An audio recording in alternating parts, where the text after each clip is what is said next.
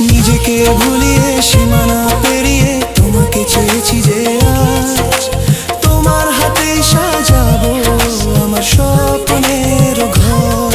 আমি তোমার প্রেমে পড়ে দুনিয়া ভুলে গেছি।